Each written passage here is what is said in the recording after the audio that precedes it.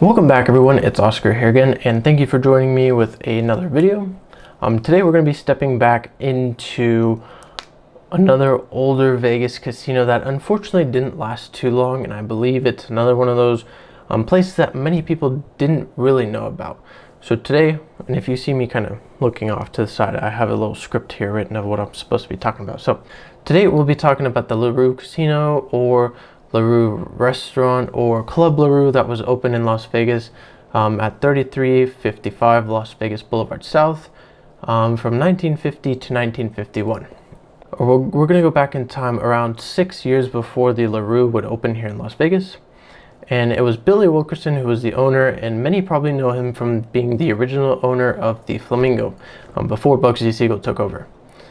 At the time, Wilkerson was living in California, and he owned a lunch spot called the Cafe Trocadero, which is very similar to the Trocadero that would be later in Reno.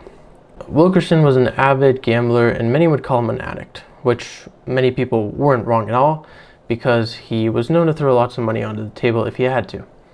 Now, the Cafe Trocadero had a back room where they had a poker table, and it was very private, and only the biggest of names and those who really had money were allowed to go back there.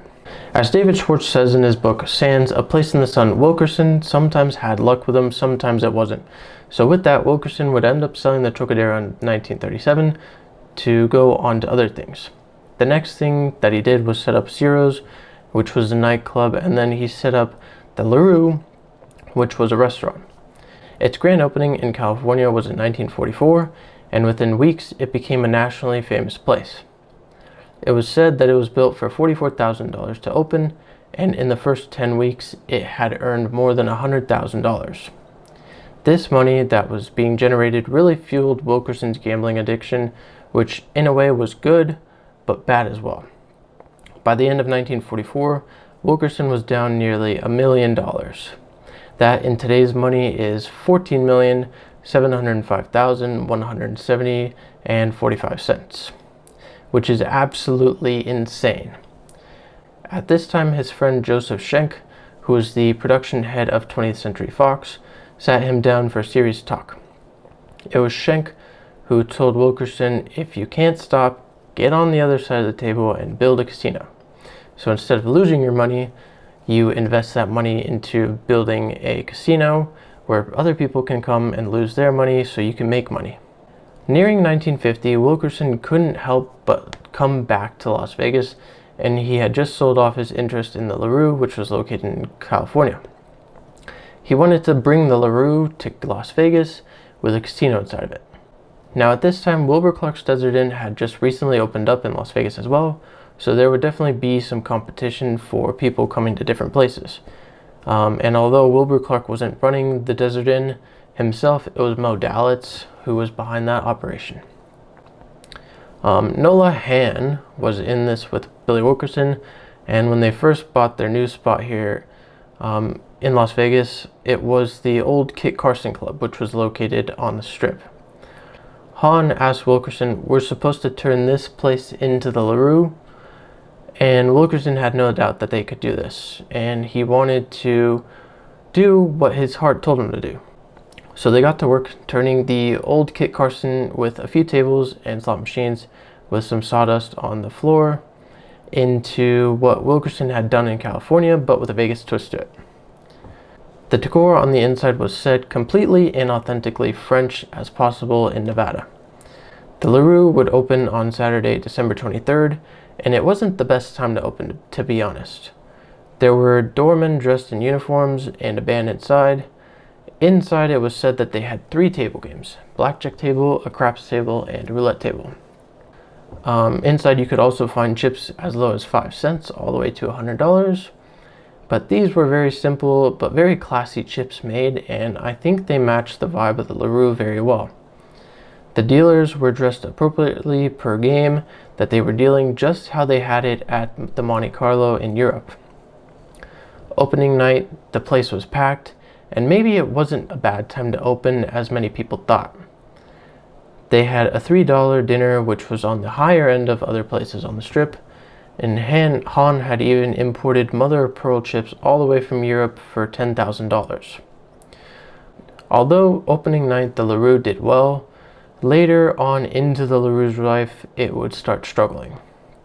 They had some of the best food on the strip you could find, a very well decorated interior, and some of the best design, and one of the best guys you could have to run the place, but maybe that's why it struggled.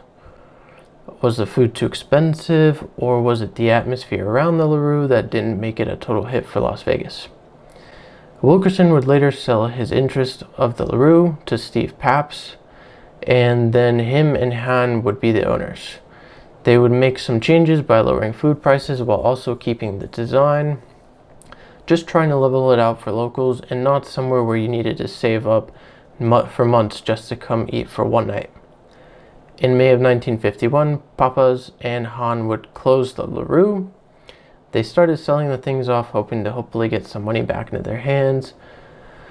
Unfortunately, no photos have ever been found of the LaRue, which is something that I would probably want to see, considering this place had some of the best designing on the strip at that time.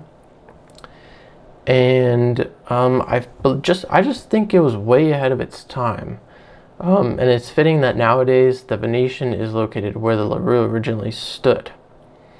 Fine dining and expensive taste back in 1950 was really somewhere with those that had money would go to. Similar to more vacationers coming to the strip nowadays to visit places like the Venetian, Palazzo, Bellagio, Caesar's Palace, and Wynn.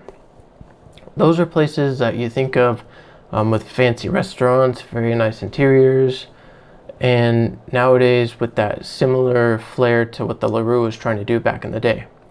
Now, although Wilkerson's idea of bringing his beloved LaRue from California to Vegas wasn't a mega hit and it didn't last too long, I feel like it's a place that people should know about.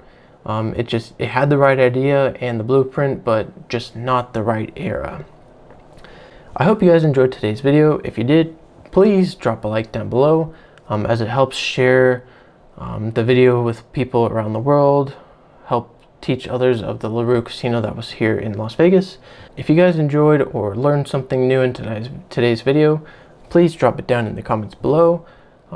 Let me know what you learned, let other people know. If you know something that maybe I didn't speak about in the video, drop that down in the comments as well. And if you're new here, please consider subscribing as well, as it lets me know that there's new people watching the videos and there's more people on here that enjoy learning about casino history as well. So thanks again for watching, and it's been Oscar, and I'll see you guys in the next one. Peace.